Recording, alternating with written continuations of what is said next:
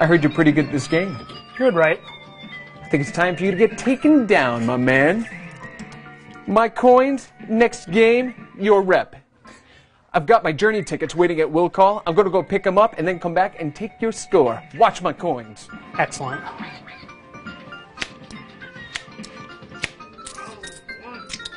Looks like I just leveled up.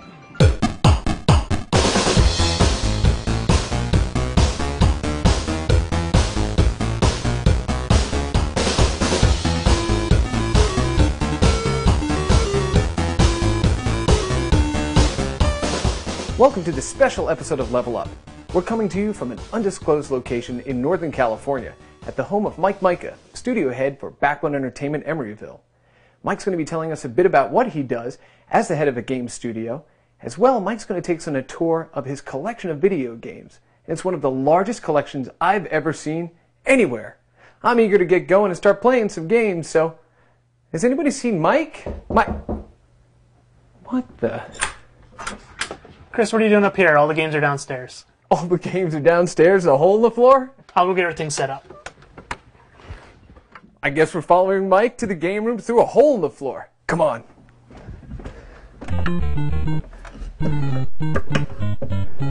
Going down.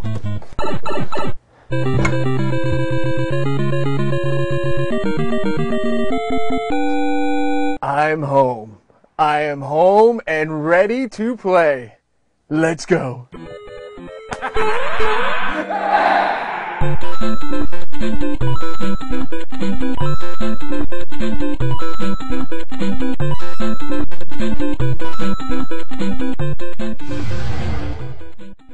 We're coming to you from the basement of Mika, the studio head at Backbone Entertainment Emeryville. Mike, thanks for having us into this incredible game room. Well, I'm happy to be here. Yes, I know you're happy. I'm happy to be here. And now, not just down here playing, you know, as we've done on several occasions, right, way into the night, obviously angering other members of the household. But now we get to actually sit down here and talk about your game collection here. But before we show our audience, you know, all the great things you have down here, tell us a bit about what you do as studio head at Backbone Entertainment. No problem. Studio head for Backbone Entertainment. I'm responsible for the profit and loss of the studio, all the business aspects, as well as a lot of the creative aspects of the studio. So what we'll do every year, at the very beginning of the year, is we'll sit down, plan out our next year, as well as the next few years, what kind of games we want to be working on, our strategy with our partners out there to figure out how we can get these things published and out to the consumer. So you run the entire game, everything from the design, concept, and the teams that do that, all the way to the financials for getting those games out there that people play. Absolutely, and I can't do that without a strong team to support me. Absolutely, absolutely right. So Mike, that's great, the current work that you're doing at Backbone Entertainment, and you were also doing Digital Eclipse, right, doing a bunch of the classic games before that. But how did you get started in the industry? I mean, what made you decide you wanted to be in the games industry? Well, let's see, I'm trying to remember which Christmas it was. It was like the year after the Atari had come out. I had no idea what the thing was. And my dad, who was working at Ford at the time, had all these guys who were like talking about the system. He would go over to their house and he'd see them playing this game. So one Christmas I opened this box up. I have no idea. I'm looking at the pictures and everything, and it just dawns on me, this is a game system. I had seen these games in the arcade. And after that point, I was just completely hooked. So it wasn't long after that I would go to Kmart with my parents, and it was like a 2-hour shopping thing, whatever they do, and I was bored out of my skull. And then one time I go in, and they had a home computer set up. And sitting there was like a VIC-20, an Atari 800, and a Commodore 64. And I would sit there and look at the demos that were on it, and I realized like if you hit certain keys, it would just break out of the demo, and you could actually type things in. So probably like the third trip in, I was going through like the book section. I saw how to program Commodore 64 in the book section. So I grabbed that, I go over to the computer, and I just started typing these little programs in.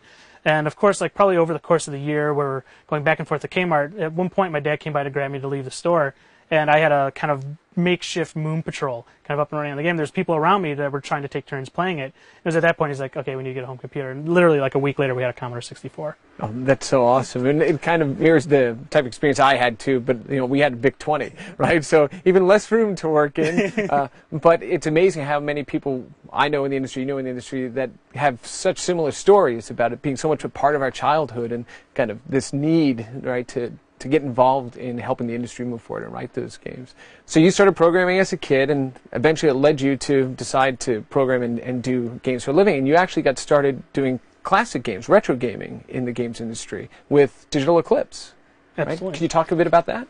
Yeah, so I actually moved out to California at one point where, after a few failed attempts at forming my own little game development studio out in Michigan, and I started working at a magazine called Next Generation Game Magazine.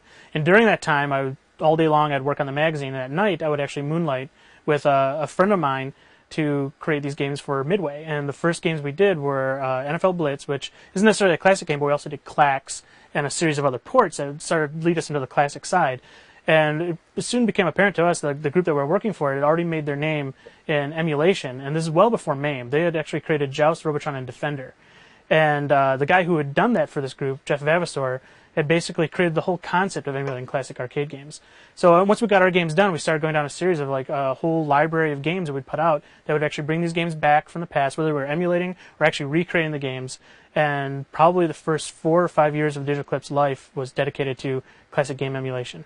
So basically, the work that you guys did helped, in a way, really kind of respawn this whole desire for retro gaming and classic gaming, right, on the popular systems, right, on major systems, because you've done them for everything from PCs to Macs to PlayStations and Game Boys. Absolutely. One of the biggest things that we've learned is pretty much games that existed about 16 years from the present are probably the games that people are wanting to buy right now, the ones who have the most disposable income, and probably the games that are most desirable to people. So, for instance, we just released a Sega collection of Genesis games, and it's a disc full of about 20-plus Genesis games that's just selling like wild. Amazing. And in fact, some of these games have made it onto devices like Java-enabled cell phones, right? So we're seeing classic games like everything from Defender to Pac-Man, right, written in Java on mobile phones. So really, retro games are everywhere. Oh, they're all over the place, and we're seeing specialist magazines now that are dedicating a whole magazine to retro games and retro gamers and the lifestyle of retro games. So you'll be walking down the street and you'll see graffiti of Donkey Kong and Pac-Man and all these things. It's just now it's just kind of this big resurgence of just the iconic side of video games. That's awesome. Well, I think it's probably a good time for us maybe to get up and walk around this incredible collection and show our audience some just things maybe they've never seen before, and kind of you can just give us a tour of your museum of the game's history. Let's do it. Excellent. All right, Mike, so we're in front of this entire wall of systems here. Do you want to walk us through a bit of what we're looking at here? I mean, some of these systems our audience probably never even seen before. Sure. Sounds good. So what we got here is probably some of the weirdest shaped game systems that came out in the early 80s, but more like in the early 90s. But you can see the evolution. The NES, which was meant to be shaped like, of course, everybody knows this one, meant to be shaped like a VCR, front-loading, so they can sneak it in so that people didn't think it was a game system, all the way down to, of course, the 3DO, the ill-fated 3DO, which EA invested a lot of money into, and, of course, Chip Hawkins headed up. Right. And there were a couple of different versions of this, some that played movies. Oh, yeah, they had so many different versions. This is just 2 of them, and I've got several others packed away from like the FC10, which was the top loading to look more like a PlayStation, right, and all those sorts of things. And so then we have, the PlayStation people are familiar with, and we looked down into here, but now you have some classic systems that are up and running here too, right? Everything from, what do we have down here? The original Atari, the Apple IIe? Yeah, the Apple IIe. We've got an Atari 800 XL. I've got an Atari 7800, an Amiga 1200, and an Atari XE. Some of these computers are where a lot of people who are in the game industry today and the people who are making some of the biggest games today, this is what they cut their teeth on. This is where they learned how to program and design games. Right. So these are the types of systems we talked about when we were kids. We, started using. Although the Amiga, that was the kind of the holy grail. When that thing came out, it's like Commodore 64. What? Nobody wants any of that. And all of these are all racked up. Speaking of Commodore, here's a 128, and we have an original. Now, is this a heavy 6? It's a heavy 6er. That's an Atari 2600. Very sought after. It's a very rare machine that was made in Sunnyvale. Right. So we can talk about this. So real quick, so the Atari 2600. Which was the Atari, well, it's also known as the Atari VCS, came into several different models. The 6 button here was the original one, and this is the first of the originals, which is the Heavy 6er. And it is called the Heavy 6er because? It is very heavy. It has a lot of metal inside because they're actually trying to protect the RF signal and try to get it as clean as possible. And, of course, to avoid some FCC problems, they just threw a lot of stuff in it. Sure, and it was the only system that they released in the 2600 line was actually made here in the United States and in California. Right? That is correct. So this one is a huge collectible, folks. And then we're looking over here, everything from the TRS-80 and the Atari. So all these systems are racked up and working. Yep, they're absolutely working. It's the way I've kind of built this place out is it's one thing to collect everything. It's another if you're collecting to actually play this stuff. So there's nothing better than getting a whole bunch of guys together and going through pretty much every generation of game system. Yeah, and it's really good to hear you say that too, especially somebody who has done work in emulation, porting of the classics. It's one thing to play them on a high-end PC or on a high-end game system. It's something entirely different when you're playing it on the actual original machine. Oh, there's more to it than just the game content itself. It's kind of like the controls, the kind of the noise and the signal, and all these things are all part of these classic games. You can emulate it, and it just won't be right unless you actually know exactly what the feeling is, what it's like to actually play these games, and actually how the sound comes through the speaker. It's all that stuff. It's one thing to emulate it digitally. It's another to actually emulate the experience as well. We should probably leave and go look at the rest of your collection, because with all these systems on, I'm never going to be able to walk away from here if I stay too much longer with all these games playing. So why don't we go ahead and show the audience around the rest of your collection, maybe some oddities they've not seen before, some of your favorite picks. Sounds like a great idea. Let's go do it. All right. So, Mike, this area of your game room, tell us a little bit about what we're looking at here. Well, this is basically my collection of old game periodicals and game books. Collections of things like program listings all the way down to old video game magazines. Excellent. So I see you have some Retro Gamer, Edge Magazine, some Amiga things here, but of everything you have in this wall, this is, I believe, the holy grail of game periodicals. I knew you were going to say that. So Compute Gazette. These are the magazines I actually used as a kid to start learning how to program my Commodore VIC-20. And I just remember, having my paper out and, waiting till we had to go collect money so I could run down to the store and actually get the next, issue of Compute Gazette. And you have the entire collection, leather-bound. So how did you come across these again? Well, this is the great thing, especially if you live in California, but even places in Ohio and other things, there's these big video game and computer festivals that go on. And there's a vintage computer festival that happens here every year in California. You go there and all these vendors have things out, and you'll happen across things like Compute's Gazette. And I just so happened to be walking by a table.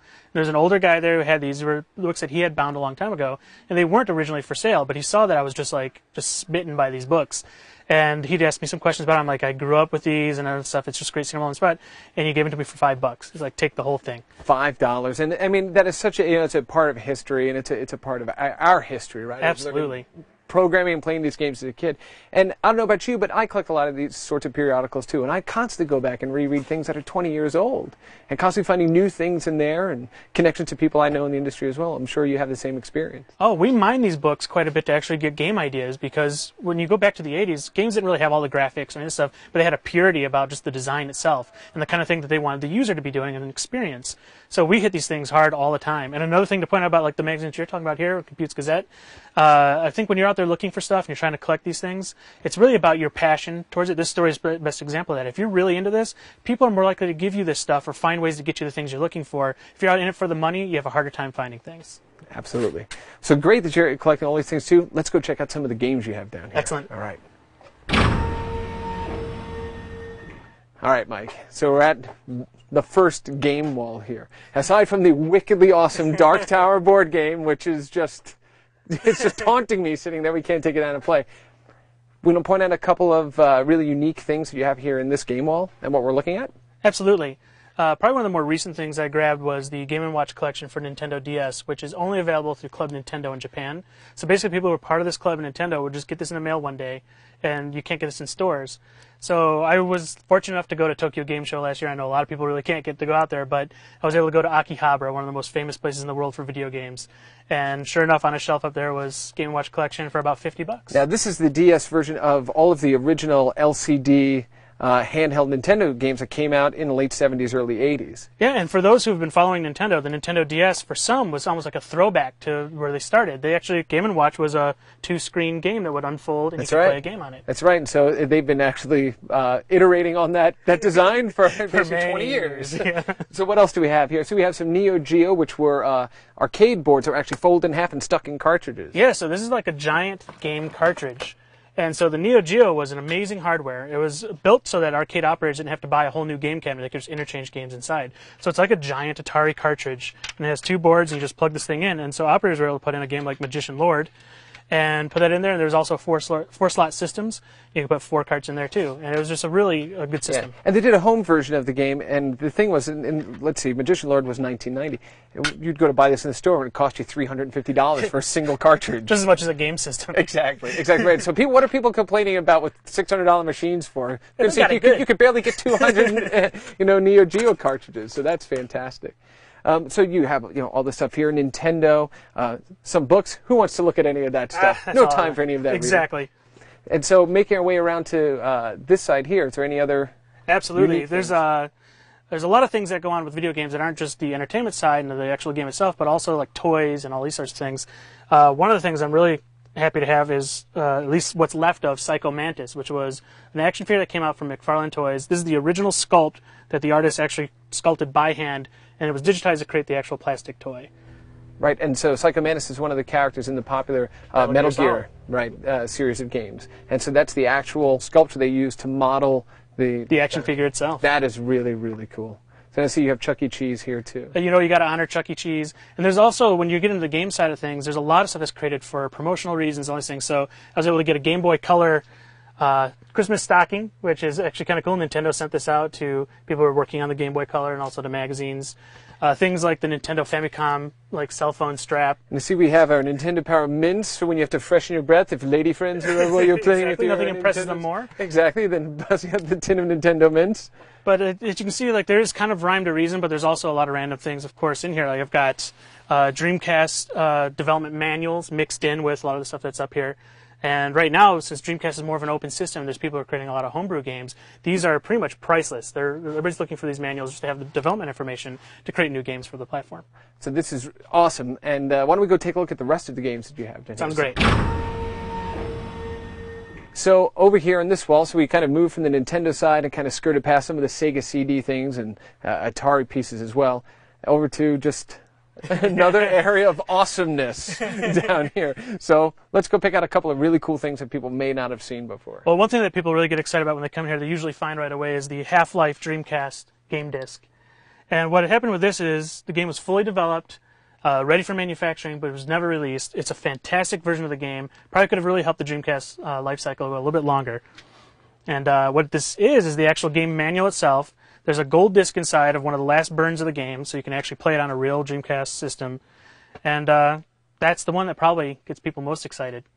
Well, Mike, thank you very much for this. We'll keep this in the LevelUp archives, which is in your basement. I don't think so. Oh, okay. A couple of other things that we have down here of interest. I see a system board just sitting out here doing nothing, along with some ColecoVision Puffy stickers. You can't get away from the 80s unless you had Puffy stickers, right? That's right. And these were all in drugstores across the country. The reason I think that you can still find them like this is nobody bought them. But they're a great thing to have, because actually what's exciting about these, most of the games that are on here were never released by ColecoVision. So Coleco actually had these things printed, had them all done, but most of the games didn't come out. Mr. Turtle, Head-to-Head Football, Sidetrack, Spectre, none of them came out. And I'm assuming that probably the bulk of them that are left over are probably attached to somebody's jean sequin jacket that they were using in a roller disco somewhere. Yeah, you bet, or a sticker album. Yeah, or a sticker album, exactly, along with all the Activision patches that we could win, right? So just a couple other things, a wind-up bender toy that we have here, Mega Drive 2, just, a whole just array of video games and game-related pieces of history. Chris, I can't imagine you not having this when you were a kid. The Pac-Man telephone. You tell me. Do you not have this? Alas, I did not have the Pac-Man. I had the Pac-Man board game. Oh, that's fantastic. Never swallowed any of the marbles, which is why I'm still here. But no, never had the Pac-Man telephone. So do you want to bust that We'll bust this thing open. It's exactly what you'd expect it to be. That is so unbelievably retro. It's the most amazing thing. Shouldn't they make a cell phone like that? Yes, this is exactly my new mobile phone. I'm just going to put a little stub antenna on there, and that's great. In fact, you would have so much more cred busting this out in a meeting than you ever would a $400 high-end phone. So, Mike, your collection is absolutely amazing, and thank you for walking us through some of these awesome pieces. As you point out, we could be here all day long, but there is one last piece in your collection that I'd like to kind of reveal, and it is the Star Wars sit-down arcade cabinet right here. One of the most sought-after arcade cabinets, I think, right now in the collector space. So I'm going to fire this baby up. The Force will be with you. Oh, the Force apparently is with me. I mean, the complete cabinet here, including this beautiful bezel in the front and the flight yoke. I mean, any kid that grew up with Star Wars, sitting in this cabinet, they were Luke Skywalker, right? They were flying down that trench, listening to Obi-Wan. This is just an absolute, this is 100% geek utopia. Well, you're hitting it. This is probably the one thing when people come in here, they can look at everything else, but the minute they see this, they're sitting in that seat right where you are. It's awesome. Hard to pry people out. So, you know, I may just need to play one round of this before we jump into some tips for our audience.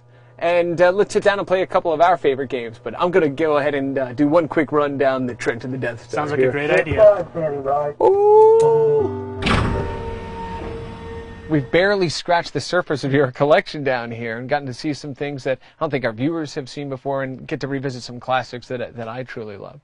So with that, if we have any would-be collectors out there that want to get started building their own game collection, what advice can you give them? Well, I'd say for starters, look at the enthusiast websites. Websites like AtariAge.com, DigitalPress.com, as well as Atari Mania. Those are great places to go. You've got enthusiasts out there who are doing it for the passion, not for the money. You'll find some really good deals there. And also, if you're looking for very hard to find games, they're there to help you out, and they'll tell you which game you're looking for. More often than not, people forget the names, these things. You'll get all the help you need there. And second, I would say probably look at local flea markets and garage sales. Believe it or not, if you live in Florida, Ohio, or any place that's outside of Silicon Valley, you can still find prototypes and very hard to find games. It's hard to explain how, but I think these things just move around. And probably third, I would say eBay and Craigslist. You could go to these sites, you'll probably find what you're looking for, but you have to expect you're going to spend a lot of money there. But sometimes the only way you're going to find an item. Or you can break into the industry and start designing games and get to meet some of the creators as well. Well, that's actually a good point, because you can find these people who have a large web presence, like David Crane and all these guys online. It doesn't hurt to actually email these guys and ask them if they have any of these games still around or ways to get these games. A lot of the way we're finding games right now is to go straight to the source. Excellent. Mike, great advice, and thank you so much for having us in here today. And that about does it for this episode of Level Up. Remember to check the website, java.com/levelup, to read the show notes and find links to the games we mentioned here, as well as the websites. And that about wraps up for this show. Thanks for watching, and we'll see you next time on Level Up. And we're up and out after you, sir.